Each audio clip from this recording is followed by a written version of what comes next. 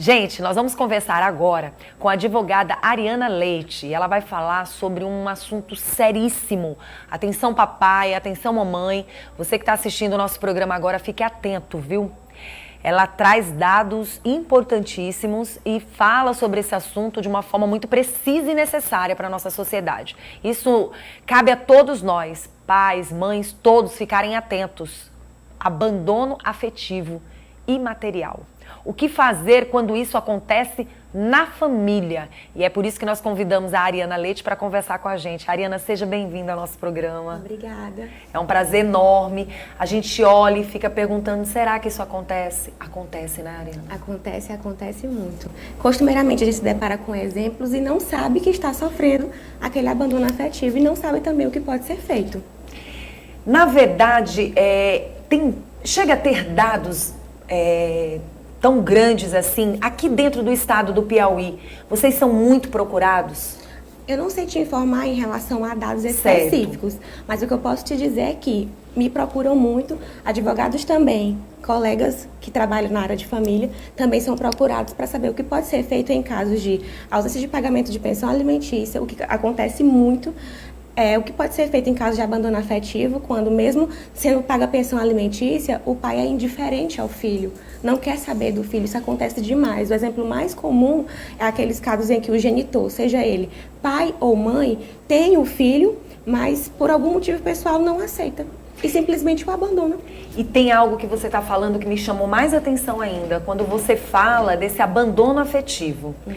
O ser humano, quando ele, na verdade, tem um filho, tem uma filha, a gente percebe que quando existe a separação, é como se você não estivesse se separando só da mulher ou só do homem, mas você parece que quer se entregar ao mundo de uma forma que você abandona de fato os filhos. É como se uma nova família, um novo viver te anulasse o que você viveu. E aí vem aquela preocupação, porque é um filho que enquanto pequeno ainda está sobre os cuidados ou da mãe ou do pai e que vai crescer e vai se tornar um adulto. E aí é que vem os problemas, porque ele vai ter a vida dele. E a gente sabe que os problemas, geralmente os problemas do ser humano vêm de lá da raiz, né? E aí quando você fala desse abandono afetivo, eu acho muito importante, porque as pessoas costumam achar que é só o material, que é só o financeiro, que é só uma pensão que resolve tudo. Não, gente. Tem situações gravíssimas aí por trás de toda uma história de amor de pais para filhos, né? Justo. Vanusa, inclusive, a respeito do que você falou, genitores precisam ter a maturidade de entender que, independente da dissolução do casamento ou da união estável, eles continuam sendo pais ou mães. A questão do cuidar, do dever, ela vem da Constituição Federal, do Código Civil e do Estatuto da Criança e do Adolescente. Juntando todos, é bem claro.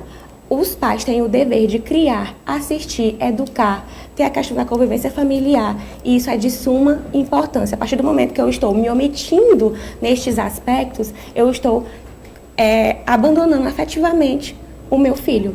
Nossa, isso é muito forte. Olha, é o seguinte, nós temos aqui algumas perguntas já do nosso telespectador. Eu e meu ex-marido vivemos há 15 anos juntos e a gente se separou em 2014. Presta atenção, gente. Temos uma filha de 12 anos. Ele paga a pensão normal, mas nunca participa das festas de aniversário, nem de reunião escolar, mesmo sendo acionado por ele e por minha filha, porque minha filha sofre muito. Isso se caracteriza como abandono? Sim, inclusive eu quero até logo falar sobre... Algumas pessoas não vão se identificar, a gente sabe que, obviamente, é muito complicado. Justamente. Inclusive, eu quero logo tratar de conceitos para que as pessoas entendam qual é a diferença. Certo. Abandono material é aquele que deixa de prover, sem justa causa, a subsistência do filho menor que 18 anos. Deixa de pagar a pensão alimentícia ao filho menor de 18 anos ou que está ainda inapto ao mercado de trabalho. Estou falando limitando em relação à questão de pais e filhos. Certo. E abandono afetivo se caracteriza pela indiferença emocional, pela frieza. Então, mesmo ele pagando pensão alimentícia, como ela citou, pontualmente todos os meses, a criança vai estar garantida tão somente de educação, moradia. Só do que o financeiro lazer, só do que o financeiro proporciona. Que nem sempre, porque uma pensão comparada ao dia a dia de 30 dias vividos inclui muita coisa. Aí eu te pergunto, onde é que fica o afeto? Verdade. Onde é que fica o afeto? Porque, na verdade, a gente sabe que existem os valores do pai e da mãe. E para uma criação, a importância de um pai ou de uma mãe na vida de um filho é muito importante. Se não fosse assim, Deus não teria criado, né? Um casal não teria criado as pessoas para cuidar desta criança. São valores que têm que ser acrescentados. Muitas vezes, eu como mãe... Quantas vezes eu senti dificuldade? Eu sou uma mulher que eu criei os meus 2 filhos, estou criando o meu 2º filho, mas obviamente tem a participação do pai.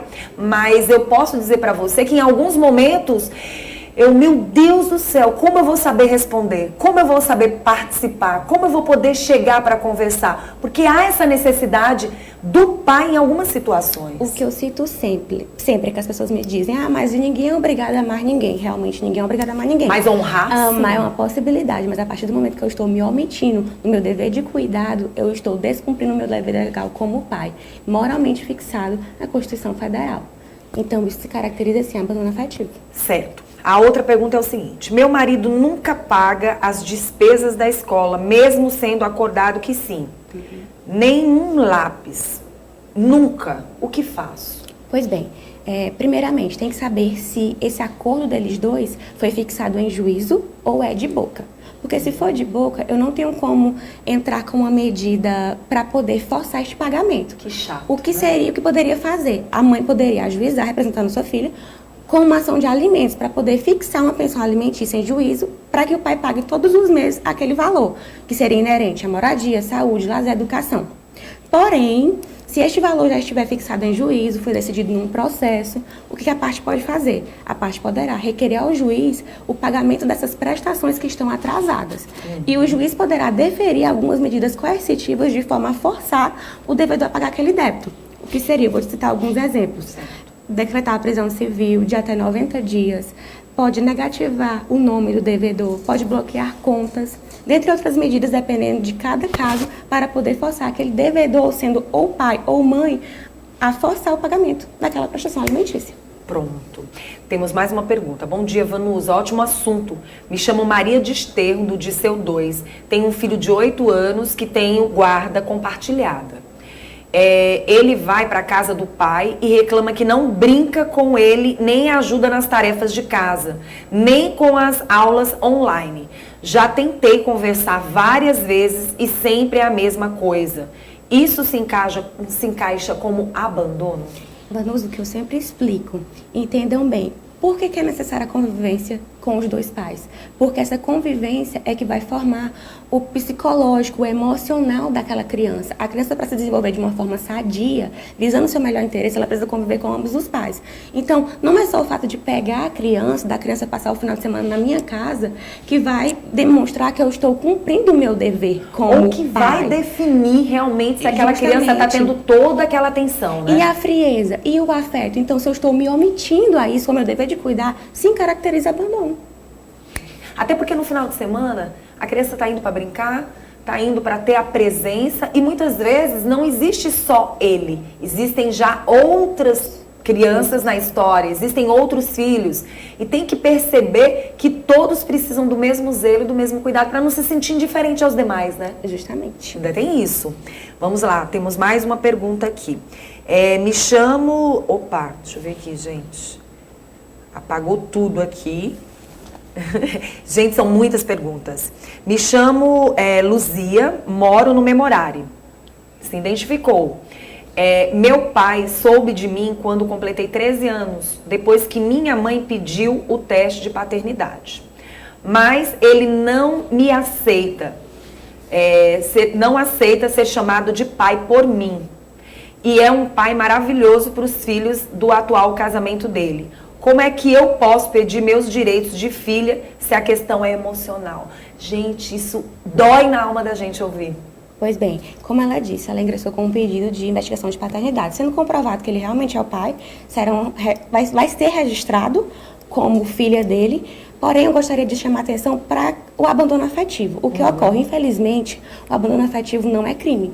Então, eu não vou poder ter uma responsabilização penal por aquela pessoa que está praticando o crime de abandono afetivo. O que eu posso fazer na seara civil, requerer uma indenização por danos morais em decorrência daquilo que eu estou sofrendo. Esse dano ele é presumido. Porém, como a gente diz popularmente, pode ser piorado se eu levo para o juiz a comprovação de realmente uma sequela emocional ou física. E isso é muito comum. Tem muita gente que, por causa do abandono afetivo, tem baixa autoestima, rejeição, desenvolve doenças como, por exemplo, gastrite nervosa, depressão. Então, tudo isso, se eu levo para o juiz comprovando que aqueles danos, eles foram causados pelo abandono, eu vou poder, então, majorar a situação. Já é comprovado que, por exemplo, algumas doenças, elas são causadas pela emoção, pelo que você sente. Vanusa, o abandono afetivo, eu acredito não, eu vejo que é tão sério que só para você ter uma noção, a possibilidade de eu tirar o apelido de família daquele genitor que me abandonou. Vou te citar um exemplo. O meu nome é Ariana Leite Silva. Silva é do meu pai. Se o meu pai tivesse me abandonado, eu poderia requerer a retirada do Silva, porque é muito doloroso. Todos os dias eu fico olhando para o meu nome e me identificar com o sobrenome de alguém que me abandonou. É muito complicado. Eu costumo citar a questão da multiparentalidade. A multiparentalidade é a possibilidade que eu tenho de colocar o nome de 2 pais ou 2 mães no meu registro, geralmente a de criação e a biológica. Eu não digo que o abandono afetivo ele causa a multiparentalidade, mas eu relaciono. Porque, veja bem, vou te citar um outro exemplo. Vamos supor que meus pais tivessem se separado quando eu era criança. E minha mãe casou novamente. O meu pai, mesmo pagando a pensão pontualmente, me abandonou. E eu começo a ter uma relação com aquele novo marido da minha mãe. Então, eu começo a tratar ele como pai, porque foi ele que me criou. Quando eu cresço, eu sinto o desejo de colocar o nome dele no meu registro. Então, eu não digo que o abandono afetivo causa multiparentalidade, mas eu relaciono. Para você entender como a questão chega a ser tão séria. E pode acontecer o contrário, né? Por exemplo, o filho, se ele sentir, ou a filha, que alguém que entrou no relacionamento que não é do próprio sangue, mas que tenha sido, de uma certa forma, adotado pela atual esposa ou esposo, passa a ser mais valorizado do que o próprio filho, aquele filho de sangue, porque é como se ele não se sentisse no contexto da família. Ele passa a não querer estar no ambiente, ele passa a não querer conviver, e ele começa a perceber que o que é melhor vai para aquela família, mas que o que seria de bom para ele não vê. Passa a cobrar. Não, mas isso não veio para mim. Não, é só para os filhos. Não, é só... Isso também traz problemas. Acontece muito. Aí vai caber da maturidade do pai, que tem que demonstrar para o filho que, independente da dissolução do casamento, da união estável, não há diferença. Os direitos são os mesmos, os direitos são os mesmos, porque realmente para o direito, os direitos são os mesmos de todos os filhos. E queira ou não queira, isso daí vai trazer problemas. E traz problemas mesmo para o futuro desta criança. Porque ela passa a trazer problemas para a própria família que ela venha. Justamente, como eu te citei, existem sequelas físicas e emocionais que muitas vezes, não acho que na maioria dos casos, são irreversíveis. Eu não tenho como retirar. Tem gente que faz acompanhamento com psicólogos por muito tempo em decorrência desse abandono sofrido. Como eu te citei, rejeição, baixa autoestima, tem criança que apresenta baixo rendimento escolar, o que prejudica na vida acadêmica, o que prejudica posteriormente na inserção daquela pessoa no mercado de trabalho, porque se não tem uma boa educação prejudicada por essa questão de abandono, também talvez não seja um bom profissional. E assim toda uma bola de neve. Agora, doutora, o que você fala traz problemas, muitas vezes, não só para a criança, mas para quem convive com a guarda. Para quem vive no dia a dia, porque se você tem a guarda, se você ama, você sofre junto. Justamente. Né? Então tem o sofrimento, seja do pai ou da mãe que esteja criando essa criança, ou esse filho que já está numa fase da adolescência, que a adolescência, todo mundo sabe, existe uma mudança, e muitas vezes essa mudança, quem sofre muito é quem está com a guarda, porque essa mudança não vai para quem está longe, essa mudança vai para quem está perto, e quem está perto é que passa por todo esse momento de sofrimento. Porque você sofre pela mudança, você sofre pela revolta e você sofre porque você está ali participando. Então é uma dor tripla, né? É uma dor porque o outro abandonou, é uma dor porque você vê seu filho sofrendo e é uma dor gigantesca porque você sabe que aquele traz danos e traz a não saúde para o filho, para a filha ou até mesmo para quem está cuidando. né? Então, vale a pena chamar a atenção. Doutora, esse assunto foi um assunto importantíssimo. Acredito que quem está assistindo agora ao nosso programa, você que é pai, você que é mãe, você que está distante do seu filho, ainda há tempo de você corrigir as falhas. Não custa nada você, nesse exato momento, dizer: me perdoa, me desculpa, errei, quero acertar. Vamos ver como a gente pode mudar essa situação. Eu acho que cada passo dado de forma positiva é melhorado para a vida de todos. Ninguém quer mais problemas, né, doutora? É justamente, como você mesmo falou, nunca é tarde para a gente tentar um contato, tentar poder consertar a situação já vivenciada, até para retirar esses danos futuros que pode ocorrer, execuções, indenizações, todo esse transtorno, porque um processo judicial é mais traumático ainda. Transtorno, às vezes é mais traumático do que você tentar solucionar a situação de forma amigável. Implorar amor, não é? Pedir, não me abandone dessa forma é ruim. É melhor que você venha e é melhor que você receba sem precisar levar para essa instância, né? Justamente. Querida, muito obrigada. Quem quiser mais informações, como é que faz? Pode acessar meu Instagram, Ariana Leite ADV. Tá Lá eu faço muitas informações sobre pensão alimentícia, também falo sobre mediação, comunicação não violenta, falo sobre disciplina positiva, como criar filhos compassivamente, dentre outras questões. É um conteúdo bem interessante e eu aguardo todo mundo. Eu te espero mais vezes no nosso programa. Tá certo. Tá bom?